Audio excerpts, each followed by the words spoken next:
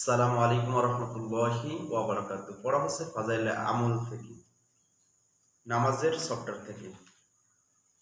হযরত জাবের রাদিয়াল্লাহু তাআলা আনহু নবী করিম সাল্লাল্লাহু আলাইহি সাল্লামের ইরশাদ বর্ণনা করেন যে, পাঁচ ওয়াক্ত নামাজের উদাহরণ এরূপ যেমন কাহারো দরজার সম্মুখে একটি নহর আছে, যার পানির প্রবাহমান এবং খুব গভীর। ইহাতে সে প্রতিদিন 5 বার গোসল করে। ফায়দা: প্রবাহিত পানি নাপাকি ইত্যাদি হইতে নাপাক হয় এবং পানি যত বেশি গভীর হইবে ততই পরিষ্কার ও স্বচ্ছ হইবে। এর জন্য হাদিস শরীফে উহার প্রবাহিত হওয়া এবং গভীর হওয়ার কথা বলা হইয়াছে। আর যে যত বেশি পরিষ্কার পানি ধারা গোসল করিবে তত বেশি শরীর পরিষ্কার হইবে। এমনভাবে আদবের দিকে লক্ষ্য রাখিয়া নামাজ সমূহ আদায় করা হইলে গুনাহ হইতে পবিত্রতা হাসিল হয়। বিভিন্ন সাহাবী হইতে আরো কতিপয় হাদিসে একই ধরনের বিষয়ে বিভিন্ন শব্দে বর্ণিত হইয়াছে। হযরত আবু সাঈদ খুদরী রাদিয়াল্লাহু তাআলা আনহু হতে বর্ণিত, তিনি বর্ণনা করেন, রাসূল সাল্লাল্লাহু আলাইহি সাল্লাম ইরশাদ করিয়াছেন, পাঁচ ওয়াক্ত নামাজ উহার মধ্যবর্তী সময়ের জন্য কাফারা স্বরূপ। অর্থাৎ এক নামাজ হইতে অপর নামাজ পর্যন্ত যে সমস্ত সগীরা গুনাহ হয় তাহা নামাজের বরকতে মাফ হইয়া যায়।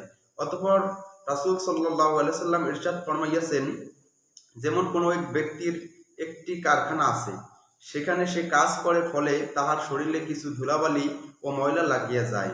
ওই ব্যক্তির বাড়ি ও কারখানার মাঝখানে 5টি নহর রইয়াছে। যখন সে কারখানা হইতে ঘরে ফিরে তখন প্রত্যেকটি নহরে সে গোসল করে। অনুরূপভাবে পাঁচ ওয়াক্ত নামাজের অবস্থা এই যে, যখনই মধ্যবর্তী সময়ের মধ্যে কোনো ত্রুটি বিস্তুটি হইয়া যায় তখন নামাজের মধ্যে দোয়া ও ইস্তেগফার করার কারণে আল্লাহ তাআলা পুরাপুরি মাফ করিয়া দেন। এই ধরনের উদাহরণ ধারা নবী করিম সাল্লাল্লাহু আলাইহি সাল্লামের উদ্দেশ্য এই কথা বুঝাইয়া দেওয়া যে, আল্লাহ জাল্লা গুনাহ মাফির ব্যাপারে নামাজকে অনেক শক্তিশালী প্রভাব দান করিয়াছেন। যেহেতু উদাহরণ ধারা কোনো কথা একটু ভালোভাবে বুঝিয়ে আসে, এর জন্য বিভিন্ন উদাহরণ ধারা নবী করিম সাল্লাল্লাহু আলাইহি সাল্লামের হাদিসের মর্মকে স্পষ্ট করিয়া দিয়েছেন। আল্লাহ তাআলা এই রহম, অসীম ক্ষমা, দয়া ও পুরস্কার এবং অনুগ্রহ হইতে যদি আমরা উপকৃত না হই তবে কাহারও কি ক্ষতি হইবে? ক্ষতি আমাদেরই হইবে। আমরা গুনাহ করি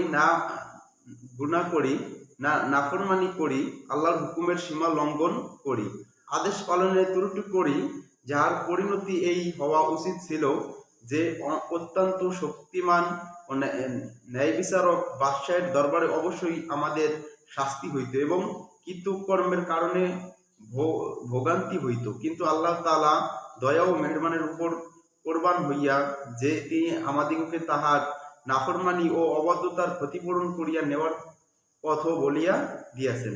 যদি আমরা ইহা হইতে উপকৃত না হই তবে তো আমাদেরই বোকামি। আল্লাহ তাআলার দয়া ও মেহেরবানি তো দেওয়ার জন্য বাহানা তালাশ করে।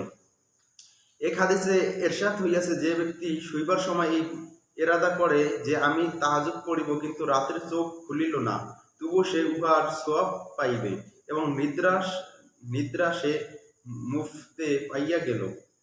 আল্লাহ পাকের এই মেহেরবানি ও দয়ার কি কোনো পরিসীমা আছে?